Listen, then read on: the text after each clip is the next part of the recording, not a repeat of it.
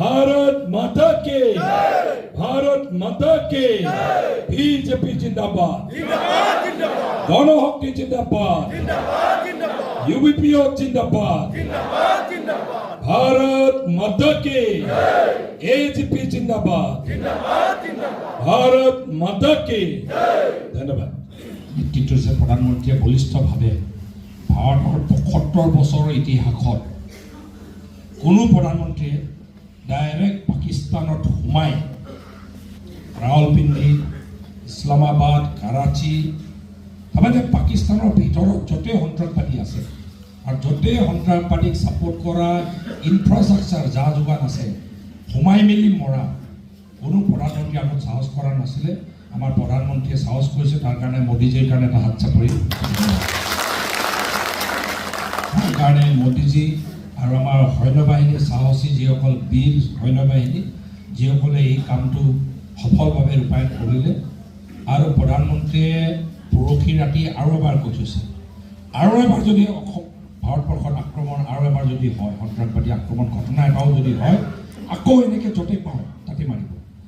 তো তাৰ কাৰণে তাৰমানে ন' কম্প্ৰমাইজ।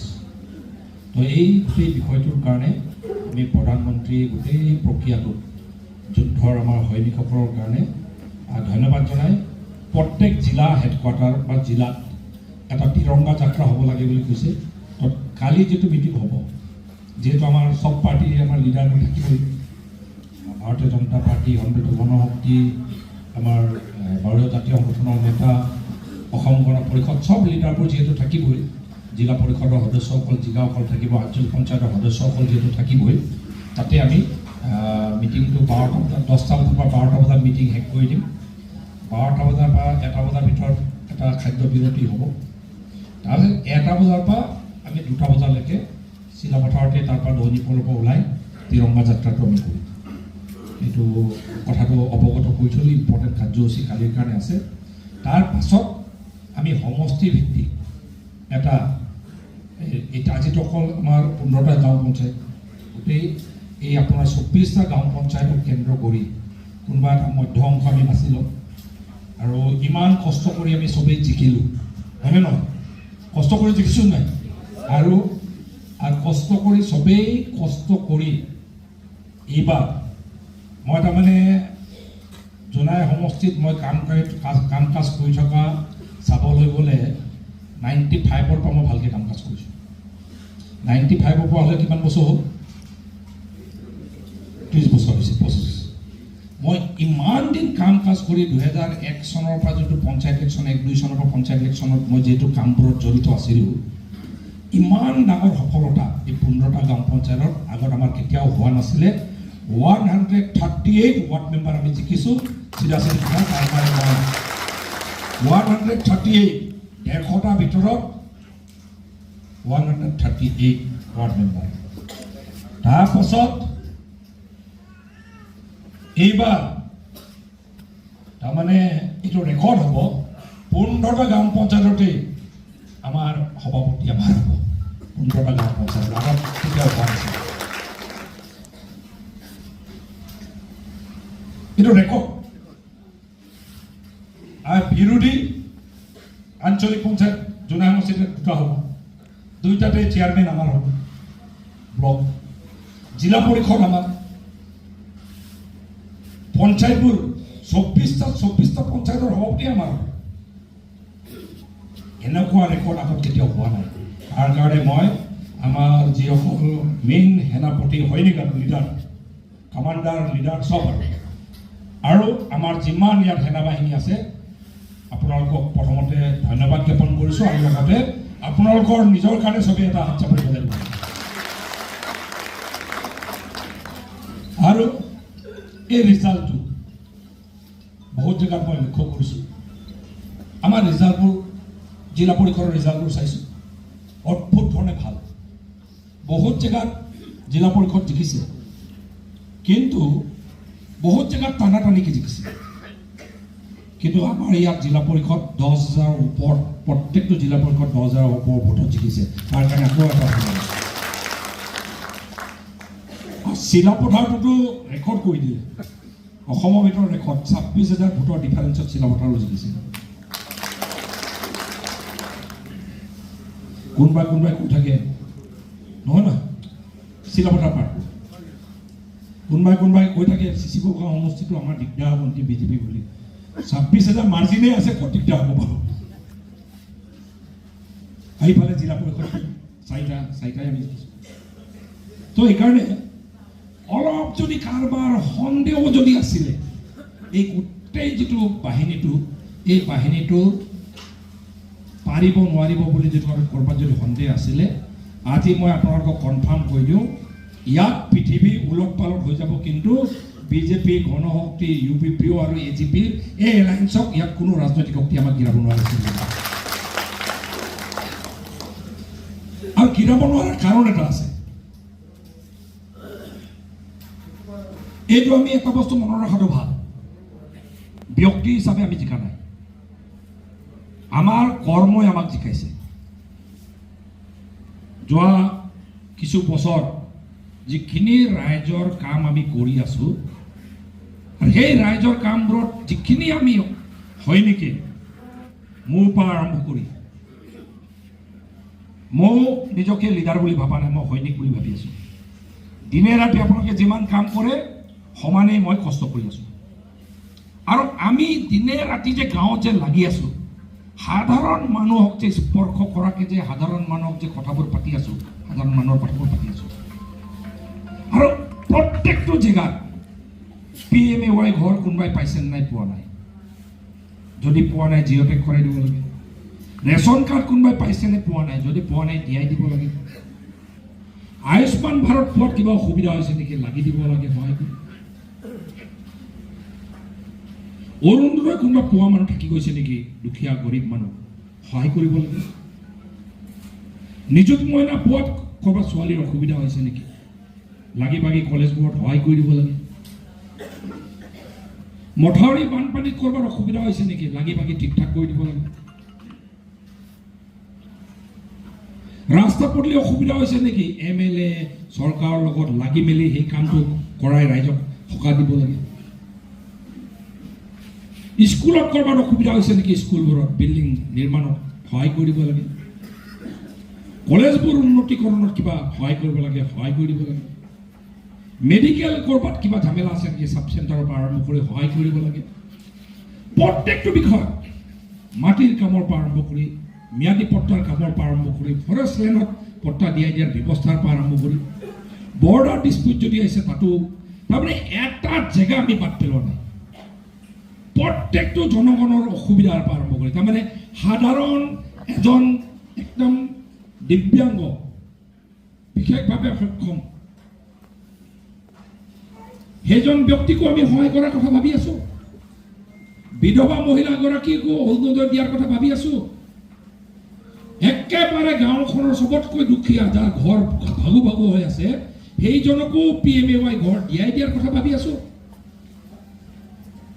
একেবাৰে ভিতৰৰ ৰাস্তা বেয়া ৰাস্তাটো বনাই দিয়াৰ কথা ভাবি আছোঁ তাৰ লগে লগে 4 লেন বনোৱাৰ কথাও আমি ভাবি আছোঁ 22 কোটি টকীয়াৰ হস্পিটেল বনোৱাৰ কথাও ভাবি আছোঁ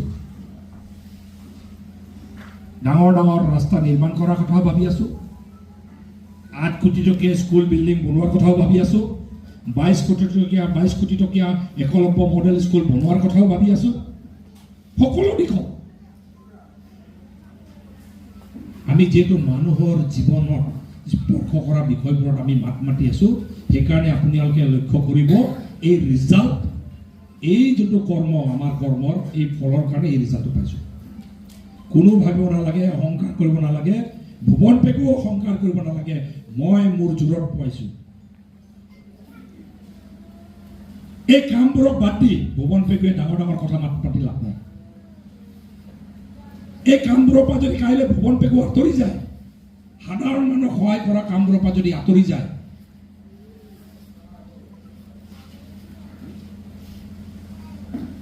মই এই দলীয় ব্যৱস্থাটোৰ পৰা যদি মই আঁতৰি যাওঁ মোক কোনো মানুহ বুলি নাভাবিব ভুৱন পেগু দুদিন হুলস্থুল কৰিব পাৰিম দুদিন ডাঙৰ ডাঙৰ বক্তব্য ৰাখিব পাৰিম মই ডাঙৰ লিডাৰ মোক ৰাইজে ইমান ভাল পায় মোক ইমান মই বক্তব্য ৰাখিব পাৰোঁ দুদিনমান এই ছ'চিয়েল মিডিয়াত ইফাল ইফাল চলি থাকিব কিন্তু জনগণৰ যেতিয়া জনগণৰ পৰীক্ষাত ভুৱন পেগু ফেল মাৰিব সেইকাৰণে মই আজি আহ্বান জনাইছোঁ সকলোকে, এই জিকাৰ সময়ত এটা বস্তু আহ্বান জনাইছোঁ। 1 নম্বৰ পইণ্ট মই মনত ৰখাটো বিচাৰিছোঁ, কোনো অহংকাৰী নহ'ব। আপুনি জিকিলে এই জিকাটো ৰাইজে আপোনাক অকল আপোনাক ব্যক্তিগত হিচাপে ভাল পাই দিয়া নাই, এই দলৰ ভিতৰৰ পৰা দলৰ একদম যিটো কৰ্মৰাজি, এই দলৰ কৰ্মৰাজি যোৱা 4-5 বছৰ আমি যেনেকৈ লাগি আছোঁ, সেই কৰ্মৰাজিৰ ফল বুলি ধৰি ল'ব। আৰু যিদিনাই ভাবিব মই দলৰ ওপৰত ভুৱন পেগু বাদ দিয়াহে বিজেপি, বাদ দিয়াহে গণশক্তি, মই কাইলৈ নিজেই কিবা এটা কৰিব পাৰিম বুলি যদি ভাবোঁ, কিন্তু অলপ দুদিনমান চট পটাব পাৰিম, তাতকৈ বেছি আগবাঢ়িব নোৱাৰোঁ। জোনাই সমষ্টিত 240টা ৱাৰ্ড আছে, 24টা গাঁও পঞ্চায়ত আছে, মনত ৰাখিব। 4টা জেপিচি আছে, 2টা আঞ্চলিক পঞ্চায়ত হ'ব, 2টা ব্লক আছে। তাৰমানে ৱাৰ্ড কিমান? 240টা ৱাৰ্ড আছে।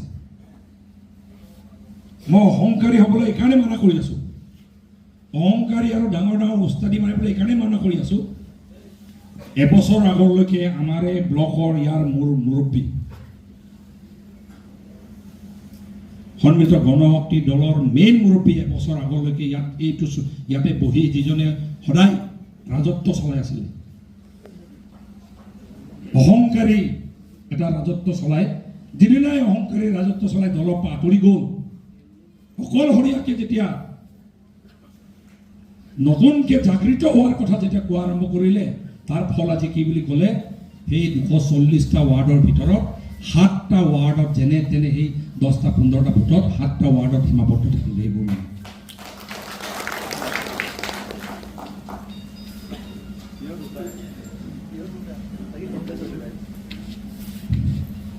তাৰমানেতো পিয়ৰ দুটা 240টা ৱাৰ্ডত ইমান দপদপাই। মই সেইকাৰণে কৈছোঁ, কাকো মই চব লিডাৰক মোৰ ফালৰ পৰা আহ্বান জনাইছোঁ, লিডাৰ কৰ্মী বাহিনীক আহ্বান জনাইছোঁ, একদম অহংকাৰী নহ'ব। ৰাইজে চাই থাকে,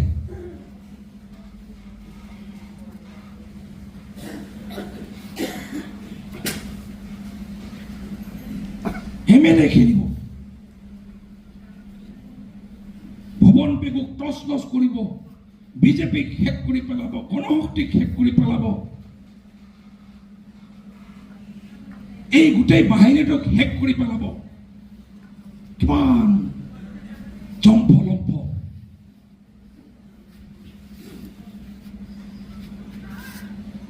ইমান লম্ফ জম্প কৰাৰ পাছত মই হিচাপ চালোঁ, কেন্দ্ৰীয়তে দিব নোৱাৰিলে, সেই 15টা মানৰ কেন্দ্ৰীয় দিছিলে, আৰু পিয়ৰ সেই 2টাত জিকিছে। তো সেইকাৰণে মই বিচাৰোঁ যে এইবোৰৰ পৰা আমিও এটা শিক্ষা লোৱাটো ভাল। ভুৱন পেগু হিচাপে ময়ো শিক্ষা লোৱাটো ভাল। মোৰো অহংকাৰী যদি ক'ৰবাত হ'ব যাওঁ, কাইলৈ মোৰো এনেকৈ পতন ঘটিব। লাষ্টত মই এটা কথা কৈ দিওঁ, এই দলটোক বাদ দি ভুৱন পেগুৰ অস্তিত্ব নাই। গণশক্তি বিজেপিক বাদ দি আৰু এই একত্ৰিত শক্তিটোক বাদ দি ভুৱন পেগুৱে লম্ফজম্প কৰি বহুত ডাঙৰ লিডাৰ বুলি ক'লে, মই একত্ৰিতভাৱে মই যদি অকলে ক'ৰবাত কিবা এটা কৰিব বিচাৰোঁ, মোৰো অস্তিত্ব নাই। সেইকাৰণে মই এইটো কোৱাৰ কাৰণ এইটোৱেই, দলটোক যিসকল কৰ্মী বাহিনীয়ে জিকাইছে আপোনালোকক, সেই কৰ্মী বাহিনীটোক আৰু সেই লিডাৰসকলক যিসকলে গাঁৱত আপোনাক জিকাইছে, সেই লিডাৰসকলক ভুলতো ক'তো অপদস্থ নকৰিব।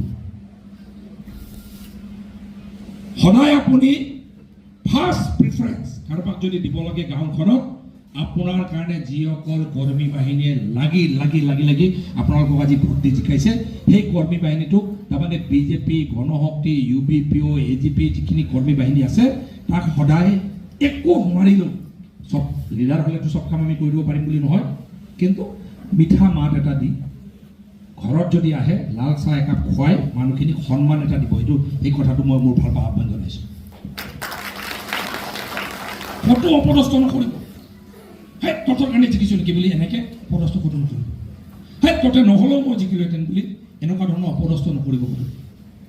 নহ'লে বহুত জেগাত একবাৰ জিকি যোৱাৰ লগে লগে চকীটোত বহাৰ লগে লগে ফটক ফটককৈ কেতিয়াবা এনেকুৱা কিছুমান বক্তব্য ৰাখি দিয়ে, সেই তহঁতে নহ'লেও মই জিকিলোঁ এইটো।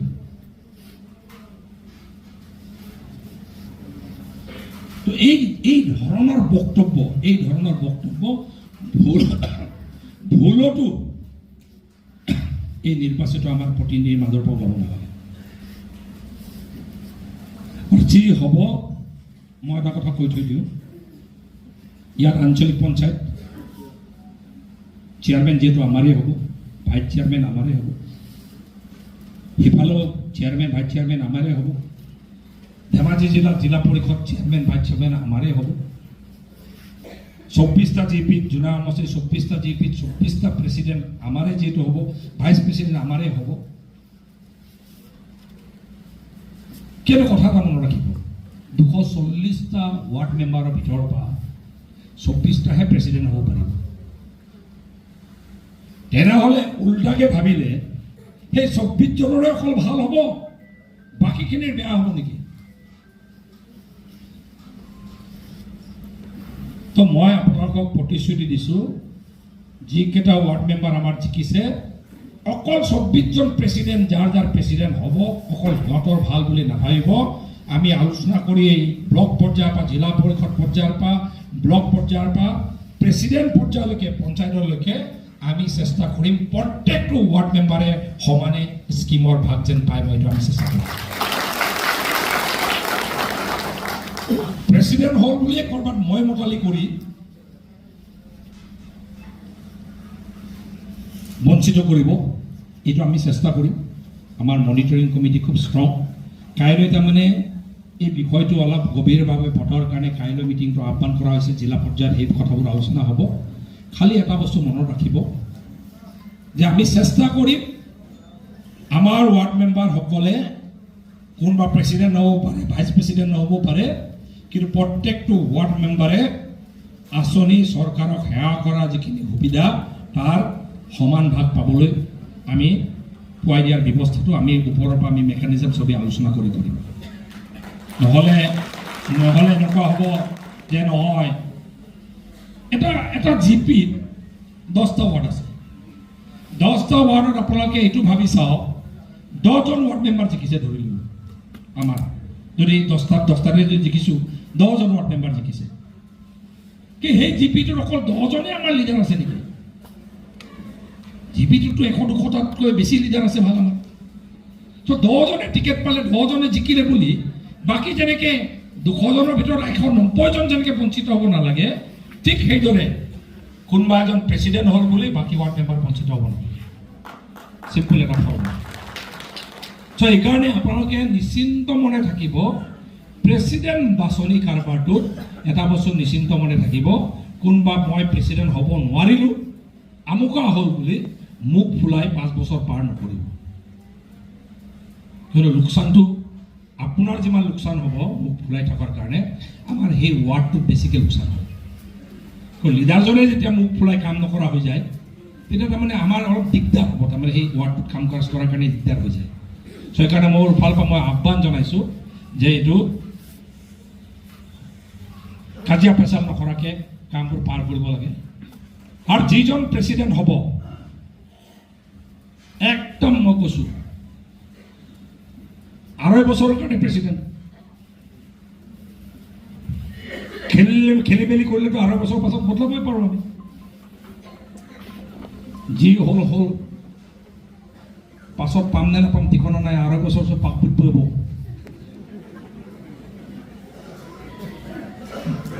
পাকুত পাবনটো বুজিলে, যি আছে আৰু আগৰবাৰ কি হ'ব নাজানো আৰু 2.5 বছৰ পাইছোঁ, এতিয়াৰ যি মাৰিব লাগে মাৰি দিব। চকীটোত বহিছে বুলি মাৰিব নোৱাৰে, ভুলতো এইটো অংক নকৰে, কিয়নো বেলেগ চৰকাৰ দিনত পাৰিলেহেঁতেন, কিন্তু ডক্টৰ হিমন্ত বিশ্ব শৰ্মা ডাঙৰীয়াৰ চৰকাৰৰ দিনত ভিজিলেন্সটো বহুত ষ্ট্ৰং।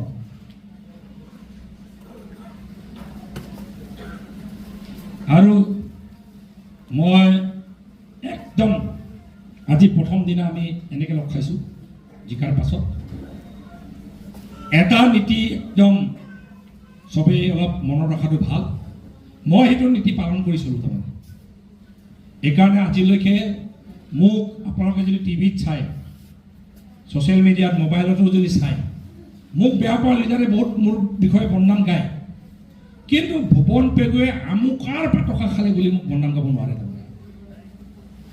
যিমান বেয়াকৈ ক'লোঁ, মোক বেয়াকৈ কোৱা মই চাইছোঁ, টিভিত, বাতৰিত চাতৰিত কিবা কিবি মোবাইলটো ওলাই থাকে, ছ'চিয়েল মিডিয়াত ওলাই থাকে, পৰ্টেলবোৰ ওলাই থাকে, কিন্তু ভুৱন পেগুক আঙুলিয়াই আমুকাৰ পৰা এই গৰীব মানুহৰ পৰা টকা খাইছে বুলি ক'ব নোৱাৰে। কিয় নোৱাৰে? মই এটা নীতি গ্ৰহণ কৰিছোঁ, যিদিনা MLA হৈছিলোঁ 2006 চনত এটা নীতি গ্ৰহণ কৰিছিলোঁ। মোৰ দেউতাই এটা নীতিৰ কথা কৈছিলে। মোৰ দেউতাই জিকাৰ পাছত এসপ্তাহৰ ভিতৰত মোক কথা এটা কৈছিলে, বেটা তই যি কৰ ৰাজনীতিত, কিন্তু চকীটোত বহিছ, সেই চকীটো ব্যৱহাৰ কৰি 1 নম্বৰ কথা, বিধৱা মানুহ আৰু বৃদ্ধ মানুহৰ পৰা 4 অনাও নাখাবি বুলি কৈছে, পাৰিলে সহায় কৰিব বুলি কৈছে। বিধৱা মানুহ আৰু বৃদ্ধ মানুহৰ পৰা 4 অনাও খাবলৈ মানা কৰিছে। পাৰিলে কিবা এটা অনুদান যদি 100 টকা পায়, 110 টকা পাৰিলে আপুনি দি, 10 টকা পাৰিলে দি আপুনি সহায় কৰিব বুলি কৈছে। আৰু দিব্যাংগ বা বিকলাংগৰ পৰা 4 অনাও খাবলৈ মানা কৰিছে। 3 নম্বৰ, মন্দিৰ মছজিদ ধৰ্মীয় অনুষ্ঠানৰ নামত অহা টকা খাবলৈ মানা কৰিছে।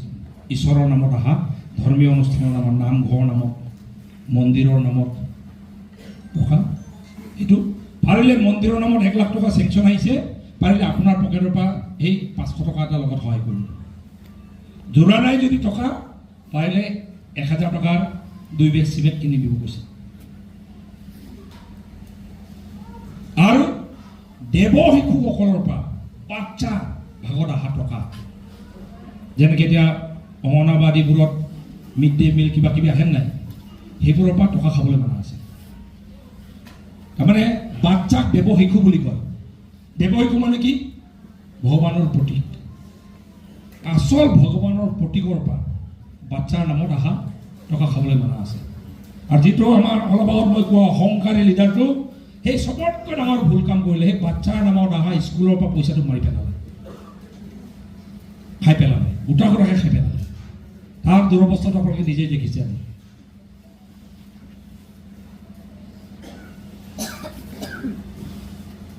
বহুতে নাজানে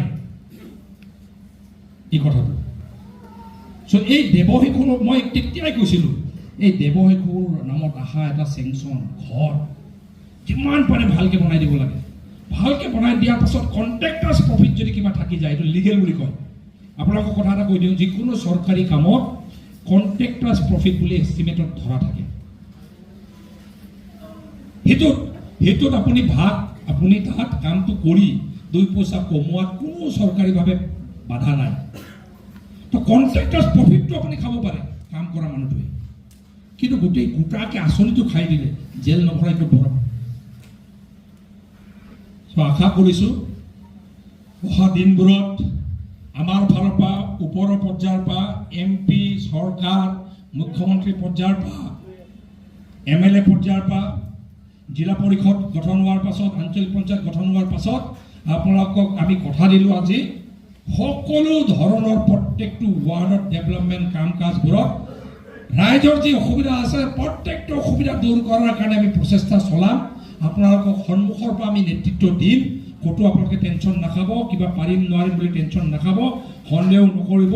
সন্মুখৰ পৰা আমি চবেই নেতৃত্ব দিম। আপোনালোকক এইটো কথা কৈ থৈ দিম। আৰু আজি প্ৰথম কাৰ্যসূচী হিচাপে আপোনালোকক মই দায়িত্ব দিব বিচাৰিছোঁ, এইকেইদিন আপোনালোকে শপত গ্ৰহণ কৰাৰ পিছদিনাৰ পৰা,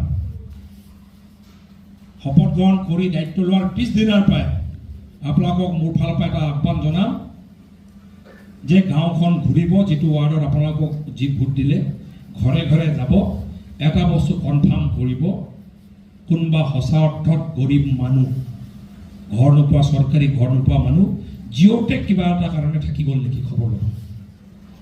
তাৰমানে আমি বিচাৰিছোঁ এই এবছৰৰ ভিতৰত যিমান চৰকাৰী ঘৰ নোপোৱা মানুহ আছে, গৰীব মানুহ আছে, প্ৰত্যেকে যেন চৰকাৰী ঘৰটো যেন পায়, সেই কথাটো আমি কনফাৰ্ম কৰিব বিচাৰিছোঁ।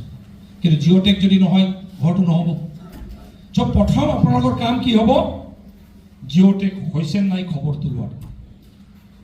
কিবা এটা কাৰণে গৰীব মানুহ হাজিৰা কৰি খাই বেচেৰা এই অৰুণাচলৰ মতাটো হাজিৰা কৰি আছে মাইকীটো ইয়াত ক'ৰবাত হোটেলত কাম কৰি আছে এই যে জিঅ'টেক হোৱা দিনা নাজানে জিঅ'টেক কৰিব লাগে নাই কিবা এটা কাৰণে এই দুখৰ কাৰণে যদি থাকি যায় কাইলৈ তাই যদি এবছৰ পাছত ঘৰ নাপায় তেতিয়া আপোনালোকক যদি সুধোঁ কিয় ঘৰ পোৱা নাই ছাৰ তাৰ ID নম্বৰ নাই বুলি মোক বুজাই লাভ নাই চ' আপোনালোকৰ কাম কি এইকেইদিন গাঁওখনত ঘূৰি ঘৰে ঘৰে গৈ চৰকাৰী ঘৰ পাইছে নে আগত পাইছে হৈ গ'ল তেতিয়া আৰু এবাৰ তেখেতক দৰকাৰ নাই যদি পোৱা নাই জিঅ'টেক হ'ল নাই এইটো খবৰ ল'ব 2 নম্বৰ কথা ৰেচন কাৰ্ড কোনোবা এতিয়াও যদি থাকি গ'ল ৰেচন কাৰ্ড নোহোৱা মানুহ ঘৰে ঘৰে খবৰ ল'ব ৰেচন কাৰ্ড আছে নাই যদি নাই বনাই দিয়া দায়িত্ব ল'ব এটা বহুত আমি গমেই নাপাওঁ যোৱাবাৰ কি হৈছে আমি ভাবি আছোঁ চবৰে ৰেচন কাৰ্ড আছে যোৱাবাৰ আমগুৰিত মাছ মাৰিব যাওঁতে গিৰিয়েক আৰু ঘৈণীয়েক দুটা মাছ মাৰিব যাওঁতে তাত এটা মানুহ ঢুকাল পাছত আমি যেতিয়া তাক চেংচন দিব বিচাৰিছোঁ ক্ষতিপূৰণটো তেখেতৰ আধাৰ নাই ৰেচন কাৰ্ড নাই ভোটাৰ লিষ্টত যি নাম বেলেগ নাম এইফালে অশুদ্ধ হৈ আছে চ' সেইকাৰণে আপোনালোকে নাভাবিব চবৰে ৰেচন কাৰ্ড আছে বহুতে এই বুজি নোপোৱাৰ কাৰণে নবনোৱাকৈ থাকে চ' আপোনালোকৰ কাম আপোনাৰ নিজৰ ৱাৰ্ডত ঘৰে ঘৰে যাব ৰেচন কাৰ্ড আছে নাই বুলি পাৰিলে লিষ্ট এটা দাগ মাৰি যাব আছে আছে আছে আছে আছে যদি নাই আপোনালোকে আমাক ৰিপৰ্ট দিব লাগিব ইয়াত ব্লক মণ্ডল লেভেলত ৰিপৰ্ট দিব লাগিব যে মোৰ ৱাৰ্ডত এই 10টা মানুহৰ ৰেচন কাৰ্ড এতিয়াও নাই ৰেচন কাৰ্ড যিসকলে বনালে সিহঁতে আয়ুষ্মান ভাৰত কাৰ্ড বনাই থৈছে নাই সেইটো খবৰ ল'ব লাগিব বেমাৰ আজাৰ হওঁতেহে মনত পেলায় মই মিটিঙত আমাৰ ইলেকশ্যন মিটিঙতো কৈছোঁ আজি 2 মাহৰ আগত ধেমাজি DC অফিচত হুলস্থুল লাগিছিলে মহিলা এটা আমাৰ জোনাইৰে মহিলা এটাই গৈ হুলস্থুল লগাই আছে মোৰ ৰেচন কাৰ্ড বনাই দিব লাগে ৰেচন কাৰ্ড বনাই দিব লাগে আৰু মই গুৱাহাটীত থাকোঁতে ফোন কৰিছে ৰেচন কাৰ্ড বনাই দিব লাগে মই কৈছোঁ আৰে ৰেচন কাৰ্ড গাঁৱে গাঁৱে বনাই আছিলোঁ আপুনি ক'ত আছিলে তেতিয়া আৰু নবনালোঁ আৰু ভুলতে এতিয়া কিয় লাগে যে অপাৰেশ্যন এটা হ'ব তাই কোনোবা ঘৰৰ মানুহ ৰেচন কাৰ্ডটো দেখালে 3 লাখ টকা ৰেহাই পাব আয়ুষ্মান ভাৰত তো এইকাৰণে আয়ুষ্মান ভাৰত কাৰ্ড বনাই থৈছে নাই এইটো খবৰ ল'ব 3 নম্বৰ খবৰ ল'ব অৰুণোদয় পাইছে নাই তো আপুনি লিষ্ট এটা বনাই থ'ব যে ইমানটাই মোৰ ৱাৰ্ডৰ ইমানটা ঘৰ আছে ইমানটা ঘৰত অৰুণোদয় আছে ইমানটা ঘৰত নাই আৰু ভৱিষ্যতে যদি আহে এই আৰু 10টা দিলে হৈ যাব সাপোজ কাইলৈ যদি মই সুধি দিওঁ এই বাইদেউ নমনা ডাঙৰ মামা নমনা আপোনাক নাই অদম দুতম নহয় তাতে থিউটা আপোনাক সুধিব বিচাৰিছোঁ আপোনাৰ ৱাৰ্ডত অৰুণোদয় নোপোৱা কেইটা আছে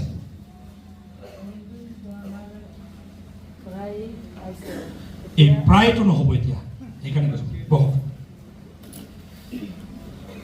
তাৰমানে এতিয়া মই যেনেকৈ আপোনালোকক সুধিম বাইদেউ ৱাৰ্ড অৰুণোদয় নোপোৱা মানুহ কেইটা আছে